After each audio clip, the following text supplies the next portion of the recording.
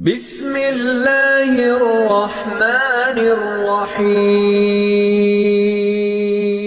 کریم صلی اللہ علیہ وسلم آپ کا مبارک ارشاد ہے کہ اللہ تعالی دنیا ہر ایک کو دیتے ہیں، جس سے محبت رکھتے ہیں اسے بھی دیتے ہیں، اور جس سے محبت نہیں ہے اسے بھی دیتے ہیں،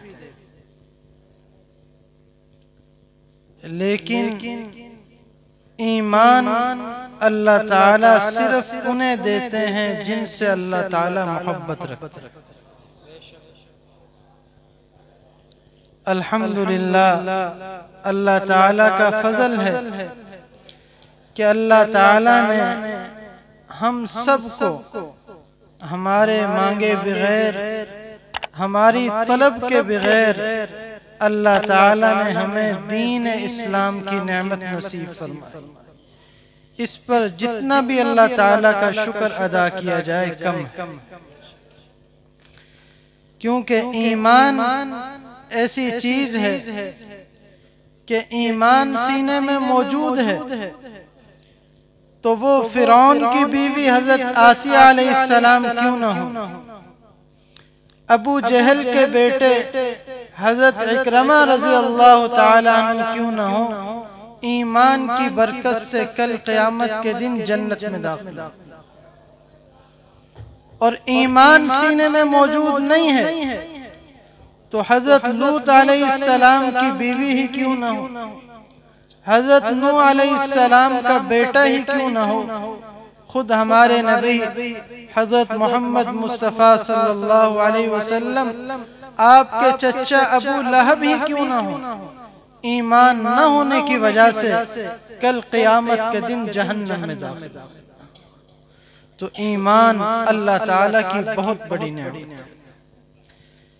اور پھر ہمارے لاہور میں عظیم بزرگ گزرے جامعہ اشرفیہ کے بانی حضرت مفتی محمد حسن صاحب رحمۃ اللہ علیہ حضرت فرماتے کہ جیسے کیسے ہو سکے کسی نہ کسی طرح اپنے ایمان کو بچا کر قبر کی دیواروں تک لے جائے، پھر فرماتے پھر آگے موج ہی موج، پھر تو موج ہی موج، کہ اصل کامیابی یہ ہے، اصل عقل مندی یہ ہے کہ ہم ایمان کے ساتھ اس دنیا سے چلے جائیں۔ پھر ہمارے حضرت مولانا شف علی تھانوی صاحب رحمۃ اللہ علیہ نے ایمان پر خاتمے کے 3 نسخے بیان کیے کہ جو آدمی یہ چاہتا ہے کہ میرا خاتمہ ایمان پر ہو، اسے چاہیے کہ 3 باتوں پر عمل کرے۔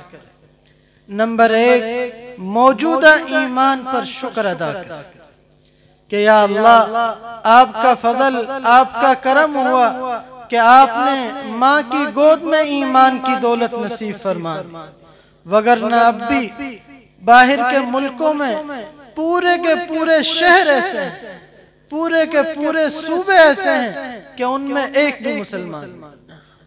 ہمارے حضرت والی صاحب کے پاس ابھی باہر سے ایک جماعت آئی، وقت لگا کر کہنے لگے کہ اس ملک کی 5 کروڑ آبادی ہے، 5 کروڑ، اور پورے ملک میں صرف 5 مسجد ہیں، 5 مسجد، اور ان 5 مسجدوں میں کتنے لوگ نماز پڑھتے ہیں؟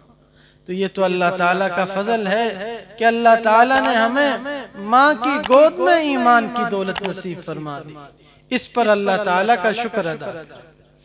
اور دوسری بات یہ ارشاد فرمائی کہ کوشش کرے ہر نماز کے بعد یہ دعا پڑھے، ربنا لا تزغ قلوبنا بعد اذ ہدیتنا وہب لنا من لدنک رحمہ انک انت الوہاب، کہ ہمارے رب ہمارے دلوں کو ہدایت دینے کے بعد مت پھیری اور ہمیں اپنی جناب سے رحمت نصیب فرما۔ مفسرین نے تفسیر لکھی ہے کہ یہاں پر رحمت سے مراد یہ ہے کہ یا اللہ ہمیں ایمان پر، ہدایت پر خاتمہ نصیب فرما۔ اور تیسری بات یہ ارشاد فرمائی کہ کوشش کرے کہ کسی نہ کسی اللہ والے کی مجلس میں آنا جانا رکھے، کسی نہ کسی اللہ والے سے تعلق قائم کرے۔ حضرت حاجی امداد اللہ مہاجر مکی رحمت اللہ علیہ فرماتے کہ اللہ والوں سے تعلق کا سب سے بڑا فائدہ یہ ہوتا ہے کہ بندے کا خاتمہ ایمان پر ہوتا ہے۔ اللہ والوں سے تعلق کا سب سے بڑا فائدہ یہ ہوتا ہے کہ بندے کا خاتمہ ایمان پر ہوتا ہے۔ اللہ تعالیٰ نے انسان کی طبیعت میں یہ اثر رکھا ہے کہ جیسی صحبت اختیار کرتا ہے ویسے ہی اس کے اوپر اثرات مرتب ہوتے ہیں۔ نیک صحبت میں بیٹھے گا نیک اثرات مرتب ہوں گے، اور بری صحبت سے اللہ تعالیٰ بچائے اس میں بیٹھے گا تو برے اثرات مرتب ہوں گے۔ بلکہ ہمارے ہندوستان کے ایک مشہور شاعر تھے، سکول کی کتابوں پر ان کے اشعار بھی لکھے ہوتے ہیں، جگر مراد آبادی، بڑے مشہور شاعر تھے۔ ان کے بارے میں آتا ہے کہ ان کے ایک دوست تھے خواجہ مجذوب الحسن۔ خواجہ مجذوب الحسن یہ پہلے کلکٹر تھے، ان کی پہلی حالت کوئی اچھی نہیں تھی، تو ایک مرتبہ یہ جگر مراد آبادی صاحب سے ملنے کے لیے آئے تو دیکھا کہ ان کی حالت تبدیل ہوئی کہ کرتا شلوار پہنی ہوئی، سر پر ٹوپی رکھی ہوئی، ہاتھ میں تسبیح پکڑی ہوئی۔ تو جگر مراد آبادی صاحب کہنے لگے کہ خواجہ صاحب آپ کے اندر یہ تبدیلی کیسے آ گئی، آپ پہلے تو ایسے نہیں تھے۔ تو خواجہ صاحب کہنے لگے کہ اصل بات یہ ہے کہ تھانہ بھون میں ایک بزرگ ہیں، میں ان کے ہاتھ پر بیعت ہو گیا ہوں، اور ان کی نیک صحبت میں بیٹھنے کی برکت سے میرے اندر یہ تبدیلی آ گئی۔ تو جگر مراد آبادی صاحب کہنے لگے کیا میں بھی وہاں جا سکتا ہوں؟ انہوں نے کہا ہاں ضرور جا سکتے ہیں، لیکن کہنے لگے کہ میری ایک شرط ہے، وہ شرط یہ ہے کہ میں وہاں جا کر بھی شراب نہیں چھوڑوں گا، شراب پیوں گا۔ تو خواجہ صاحب کہنے لگے یہ تو آپ نے بڑی عجیب شرط لگائی۔ جگر صاحب کے بارے میں آتا ہے کہ یہ شراب بہت پیتے تھے، اتنی شراب پیتے تھے کہ شراب پینے کے بعد یہ خود چل کر گھر نہیں جا سکتے تھے، دو شخص ان کو اٹھا کر گھر پہنچا کر آتے تھے۔ تو کہنے لگے کہ میں وہاں جا کر بھی شراب پیوں گا۔ تو حضرت خواجہ صاحب نے کہا کہ یہ تو آپ نے بڑی عجیب شرط لگائی ہے، لیکن میں حضرت تھانوی صاحب رحمت اللہ علیہ سے پوچھ لیتا ہوں، اگر وہ اجازت دیں گے تو مجھے کوئی اعتراض نہیں ہوگا۔ تو انہوں نے خط لکھا ہے تھانوی صاحب رحمت اللہ علیہ کہ ایسے ایسے جگر مراد آبادی صاحب آنا چاہتے ہیں، لیکن ان کی شرط یہ ہے۔ تو حضرت تھانوی صاحب رحمت اللہ علیہ نے بڑا عجیب جواب لکھا، فرمایا یہ تصویر ذہن موبائل فرمایا کہ آپ ان کو یہ کہیں، خواجہ صاحب سے کہا کہ آپ جگر صاحب سے یہ کہیں کہ جگر صاحب آپ تو پھر مسلمان ہیں، جگر صاحب آپ تو پھر مسلمان ہیں، ہمارے حضور تو وہ تھے جن کے گھر میں کافر بھی آ کر مہمان بنا کرتے تھے، آپ ضرور آئیں، باقی یہ خانقاہ یہ ایک اسلامی ادارہ ہے، ہم یہاں پر آپ کو شراب پینے کی اجازت نہیں دیں گے، ہم آپ کو اپنے گھر میں مہمان بنائیں گے، وہاں جتنی چاہیں شراب پئیں آپ کو اجازت۔ تو جگر صاحب نے جب یہ جواب سنا تو رونے لگے کہ کیا اللہ والے اتنے شفیق ہوتے ہیں؟ تو فوراً چل دی اور تھانہ بھون گئے۔ حضرت تھانوی صاحب رحمت اللہ علیہ ان کی صحبت میں بیٹھے، کچھ ہی دیر بیٹھے تھے تو دل کی کایا پلٹ دل کی، اور کہنے لگے حضرت تھانوی صاحب رحمت اللہ علیہ سے کہنے لگے کہ حضرت میرے لیے 4 دعائیں کر دیں، میرے لیے 4 دعائیں۔ پہلی دعا یہ کر دیں کہ میں شراب چھوڑ دوں، دوسری دعا یہ کر دیں کہ میں داڑھی رکھ لوں، تیسری دعا یہ کر دیں کہ میں حج کر لوں، اور چوتھی دعا یہ کر دیں کہ میرا خاتمہ ایمان پر ہو جائے۔ حضرت تھانوی صاحب رحمت اللہ علیہ نے فوراً ہاتھ اٹھائے اور ان کے لیے یہ 4 دعائیں مانگی۔ کچھ دیر بیٹھے اور حضرت سے اجازت لے کر گھر واپس آئے۔ گھر واپس آئے اور آتے ہی شراب چھوڑ، آتے ہی شراب، یہ اس نیک صحبت کا اثر تھا کہ گھر آتے ہی شراب چھوڑ. اب اتنے سال ہر سال کا معمول ایک دم سے شراب چھوڑی تو سخت بیمار پڑ گئے. اتنے بیمار پڑے کہ چارپائی سے اٹھنے کے قابل نہ رہے. ڈاکٹر حضرات آئے, کہنے لگے جگر صاحب آپ تو ہماری قوم کا سرمایہ ہیں, آپ ایسا نہ کریں, آپ تھوڑی تھوڑی شراب پیتے رہیں. جگر صاحب کہنے لگے اچھا اگر میں شراب پیوں گا تو میں کتنا عرصہ زندہ رہوں؟ تو ڈاکٹر حضرات کہنے لگے ہمیں یقینی علم تو نہیں, آپ 8-10 سال مزید زندہ رہ سکیں. تو جگر صاحب نے کہا کہ میں نے اتنے سال اللہ تعالیٰ کی نافرمانی کرتے ہوئے شراب پی ہے, اب اللہ تعالیٰ کی فرما برداری میں مجھے موت آتی ہے یہ مجھے قبول ہے, لیکن اللہ تعالیٰ کی نافرمانی مجھے قبول ہے. یہ ہوتے ہیں نیک اثرات, نیک صحبت کے اثرات, کہ پہلے جو چیز جتنی محبوب تھی اب اس سے اتنی ہی نفرت ہو. اور پھر اللہ تعالیٰ کا فضل ہوا کہ کچھ عرصے کے بعد جگر صاحب صحت مند ہو, اور اس کے بعد حج کا موسم آیا تو انہوں نے حج کا ارادہ کیا. یہاں پر ایک اور بات بھی عرض کر دوں کہ بعض لوگ ان کی پہلی حالت اچھی نہیں ہوتی, غلط کاموں میں ہوتی ہے, تو بعد میں اگر وہ توبہ کر لیں تو لوگ ان کو تانے دیتے ہیں. اور مشہور ہیں, جملے مشہور ہیں کہ 100 چوہے کھا کے بلی حج کو چلی.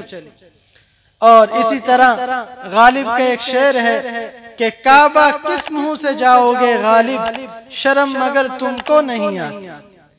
ہمارے حضرت مولانا شاہ احمد پرتاپ گڑھی رحمت اللہ علیہ حضرت فرماتے غالب کا یہ شعر غلط ہے, غالب کا یہ شعر غلط ہے, بلکہ میں اس کی جگہ یوں کہتا ہوں کہ میں اسی منہ سے کعبہ جاؤں گا, شرم کو خاک میں ملاؤں گا, ان کو رو رو کے میں مناؤں گا, اپنی بگڑی یوں بناؤں گا. کہ میں اسی منہ سے کعبہ جاؤں گا, شرم کو خاک میں ملاؤں گا, ان کو رو رو کے میں مناؤں گا, اپنی بگڑی یوں بناؤں گا. شرم تو گناہ کرنے میں کرنی چاہیے, اگر گناہ ہو گیا تو توبہ میں شرم نہیں کرنی چاہیے. توبہ کے علاوہ اور ہمارے پاس اس کا کیا ہے؟ تو اس لیے تو چنانچہ جگر مراد آبادی صاحب وہ حج کا ارادہ کیا. اس زمانے میں 3-4 مہینے میں حج ہوتا تھا, لمبا سفر ہوتا تھا. تو حج کے پورے سفر میں انہوں نے داڑھی نہیں کٹائی. تو واپس آئے تو کہنے لگے کہ میں نے حضرت حکیم الامت حضرت تھانوی صاحب رحمت اللہ علیہ سے اپنے لیے 4 دعائیں منگوائی تھیں, اور 3 کو قبول ہوتے ہوئے میں نے اپنی آنکھوں سے دیکھ لیا ہے. امید ہے کہ اللہ تعالیٰ میری 4تھی دعا کو بھی قبول فرمائیں گے اور میرا خاتمہ ایمان پر ہوگا. تو بس کہنے کا مقصد یہ ہے کہ نیک صحبت کی برکت سے اللہ تعالیٰ نیک صحبت کے اثرات کی وجہ سے دل کی کایا پلٹ دیتے ہیں. تو اس لیے کوشش کرنی چاہیے, اور پھر یہ دیکھیں کہ ہماری زندگی ہے کتنی. ہمارے حضرت والد صاحب اکثر فرماتے رہتے ہیں کہ آج سے 50 سال 70 سال پہلے اس دنیا میں ہم میں سے کوئی بھی نہیں تھا. ہماری بڑی عمر کے بزرگ تشریف فرمائیں, زیادہ سے زیادہ 80-90 سال عمر ہوگی, اور 50 سال 70 سال کے بعد شاید کہ اس دنیا میں ہم میں سے کوئی بھی نہیں. بس یہ ہے. اب سوچنا یہ ہے کہ ہم کہاں سے آئے ہیں اور کہاں جانا ہے. ہم جنت سے آئے ہیں. ہمارے جد امجد حضرت آدم علیہ السلام وہ جنت سے آئے تھے, واپس بھی ہم نے جنت میں جانا ہے. بس اللہ تعالیٰ راستے میں بھٹکنے سے محفوظ فرمائے. اور جنت کو جانے والا راستہ کون سا ہے؟ حضور نبی کریم صلی اللہ علیہ وسلم آپ کا ایک ایک مبارک نورانی طریقہ یہ سیدھا جنت کا راستہ ہے. اسی راستے پر صحابہ کرام چلے, وہ جنت کی ٹھنڈی ہواؤں میں پہنچ گئے. ہم ان کے نقش قدم پر چلیں گے, کہیں نہ کہیں اللہ تعالیٰ ان کے قدموں میں ہمیں بھی جگہ عطا فرما دے. بلکہ ہمارے صوفی سرور صاحب رحمت اللہ علیہ حضرت فرماتے کہ تم دنیا میں اتنی نیکیاں کر کے جاؤ, اتنی نیکیاں کر کے جاؤ کہ کل قیامت کے دن تمہیں کسی کی طرف دیکھنے کی ضرورت ہی نہ پڑے. کہ ہر مسلمان اس کا اپنا نامہ اعمال نیکیوں سے بھرا ہوا، بلکہ ایک مرتبہ ہمارے لاہور جامعہ اشرفیہ کے بانی حضرت مفتی حسن صاحب رحمۃ اللہ علیہ دوپہر کے وقت بیٹھے ہوئے، قریب سکول میں چھٹی ہوئی تو بچے اونچی اونچی آواز سے کہنے لگے چھٹی چھٹی، تو حضرت مفتی حسن صاحب رحمۃ اللہ علیہ نے بچوں کو بلایا اور فرمایا او میرے بیٹو ابھی کہاں چھٹی، چھٹی تو تب ہوگی جب اللہ تعالیٰ فرمائیں گے تمہاری جہنم سے چھٹی اور جنت میں چلے جاؤ، جب تک یہ چھٹی مل نہ جائے اس وقت تک بے فکر نہیں ہونا چاہیے۔ اللہ تعالی ہم سب کا خاتمہ بالخیر فرمائے، ہم سب کی دنیا بھی اچھی بنائے، ہماری آخرت بھی اچھی بنائے، آخرت میں رسول اللہ صلی اللہ علیہ وسلم آپ کی شفاعت ہم سب کو نصیب فرمائے۔ وآخر دعوانا الحمدللہ۔